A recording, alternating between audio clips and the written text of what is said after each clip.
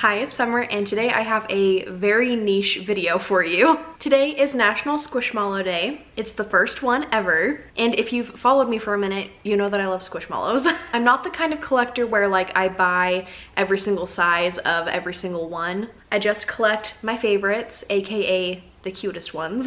And I also don't keep their like Squishmallow names. I usually rename them something cuter. But I thought it would be kind of fun today to give you book recommendations based off of my Squishmallows in my collection. I know that not everybody is a fan of Squishmallows, but even if you're not a fan, I think that there will be at least a few books on this list that you might like. The first squish that I'm going to show you is my cinnamon roll. This is one of them that Travis got me for my birthday just barely in February. I renamed him Thimble, and that's because now I can't think of cinnamon rolls without thinking of Legends and Lattes. This is a cozy fantasy about an orc who opens up a coffee shop. She ends up hiring this little kind of like mouse creature guy named Thimble, and he makes all of the like baked goods in this cafe, including cinnamon rolls. So I had to name my cinnamon roll Thimble, obviously. So this is my book recommendation for this squish.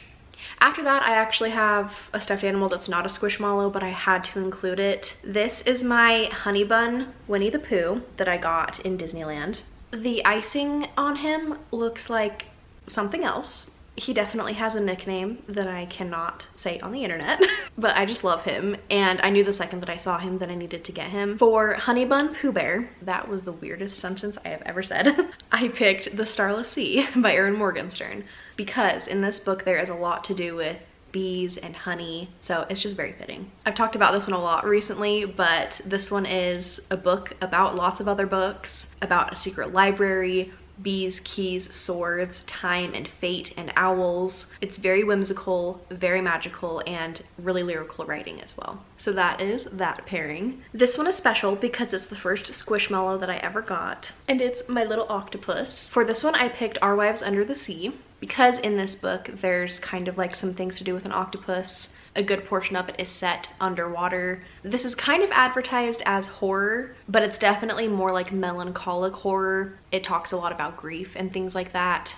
It follows these two women that are married, and one of them is some kind of like oceanographer type of person, and she has just returned from this sea exploration that has gone wrong, and she's changing in a lot of ways, and so we're kind of getting her wife's perspective as all of this is happening. This next recommendation is reaching a little bit, but this is my lemon macaron Squishmallow. I named her Lemon for obvious reasons. My friend Sandra from Bookstagram actually sent this to me. For this squish, I think of the book Just Like Home by Sarah Gailey. After you read this book, you will never think of lemonade in the same way again. So lemon, lemonade.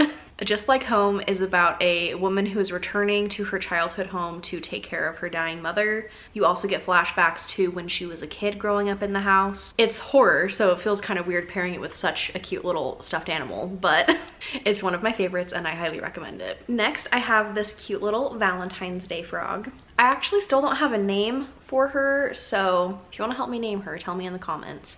I was kind of thinking, like, since she's like mint colored, I could name her Julep, like a mint julep, but I don't know if that's too weird. But for her, I am picking the book Hooky. It's by Miriam Bonaster-Tur, and in this book and on the cover there is this like little dragon creature, but he looks like a frog to me. And I don't remember from the story if he is like half frog or something. It looks like a frog, so I'm going to count it.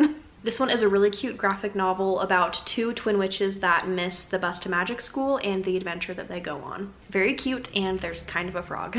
Next, I have my little lamb. Her name is Marigold. I love her so much. For her, I chose Shady Hollow by Juno Black.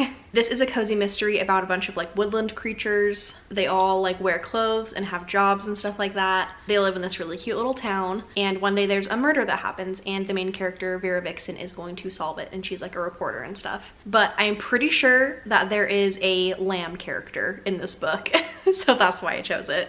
Next, I have my second Squishmallow that I ever got, and it's actually one that Travis got for me. Travis is very supporting and encouraging of my Squishmallow addiction. He has bought me a lot of them. He picked this one out for me for our anniversary. Our dating anniversary is in August, and I was eating so much watermelon like last summer, and we have like some inside jokes about it and stuff now. So for our anniversary, he got me a watermelon. I named her Juicy.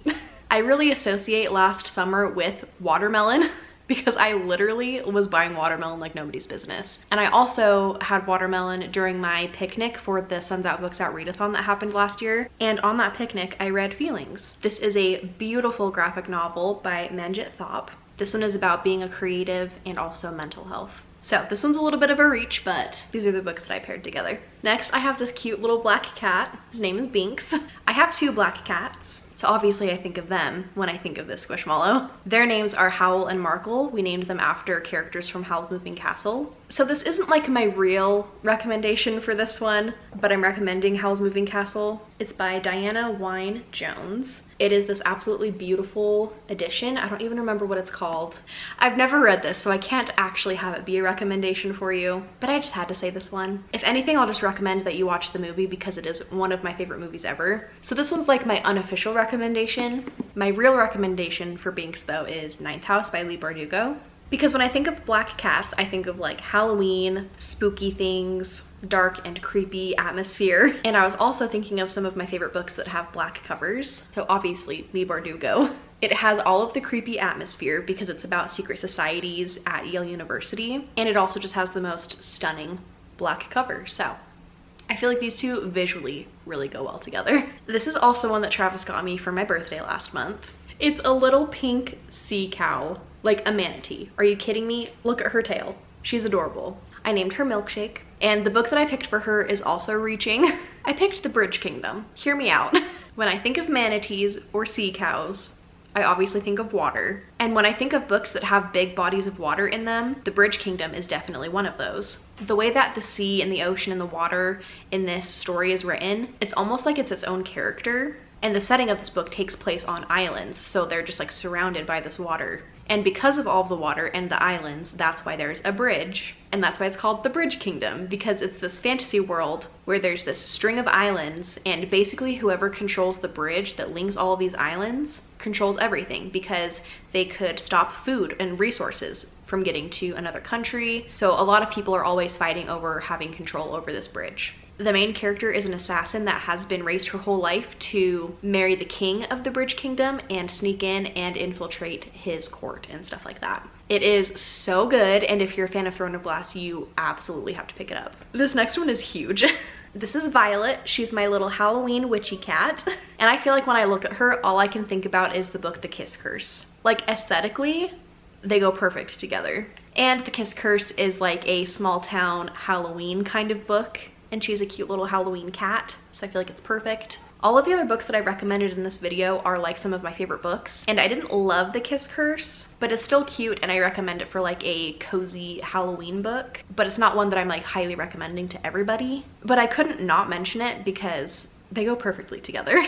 Next, I have my little Christmas tree. I named her Juniper. And I feel like this is a really obvious recommendation, but I'm recommending Love Light Farms by B.K. Borison because it's literally kind of like a winter Christmassy kind of romance that takes place on a Christmas tree farm. So like I just had to. It's one of my favorite friends to lovers books, and the setting is just so cute, set on this Christmas tree farm. The vibes and the romance were just 10 out of 10. This is Buttermilk, my cute little stack of strawberry pancakes. I love her so much. This is the other one that Travis got me for my birthday. I just love her and her little strawberry. Oh my gosh. On the weekends, Travis and I really like to go out and get breakfast. And one of our favorite places to go has these amazing sourdough pancakes. We just found out a couple weekends ago that they are taking them off the menu, and I wanted to cry. But when I think of pancakes, I think of those sourdough pancakes. And so I'm going to recommend Sourdough by Robin Sloan. This is a kind of like magical realism story about a woman who starts to bake sourdough, and then she gets invited to be part of this kind of like tech farmers market where people are like integrating baking with technology. This is kind of a really weird book, but it's one of my favorites. I still think about it all the time, and I read it back in like 2018 or 2019. It's so fun, and I also remember really liking the writing style. Okay, we're down to the last two. This is my Mammoth. Her name is Maple. When I think of mammoths, I think of the Ice Age movies, and those movies obviously take place in a lot of snow and stuff. So when I think of books that have like really atmospheric winter settings, I think of The Winter People. This is such an atmospheric, wintry, cold horror book. It has multiple perspectives. and it's so creepy. I read this one a few months ago and I still think about it constantly. Such a fun winter thriller horror book, which again feels weird to recommend when I'm doing it with a Squishmallow. And then my last Squishmallow is the newest one in my collection, and it's this cute little lamb. I named her Poppy. The book that I'm pairing with her is The Sprite and the Gardener. It's by Ree Abrego and Joe Witt. There's a lot in this book to do with flowers and nature, and also the color palette is lots of pinks and yellows, and she has pink and yellow flowers all over her, so I felt like it was very fitting. This is a beautiful graphic novel, and it's about a sprite who helps a gardener fix up their garden. Pretty straightforward, but the illustrations are just beautiful, so I definitely put them together. So that is my current Squishmallow collection and all of the books that I would pair with them. I know this was kind of a different video, but thank you so much for watching, and I will see you in the next one.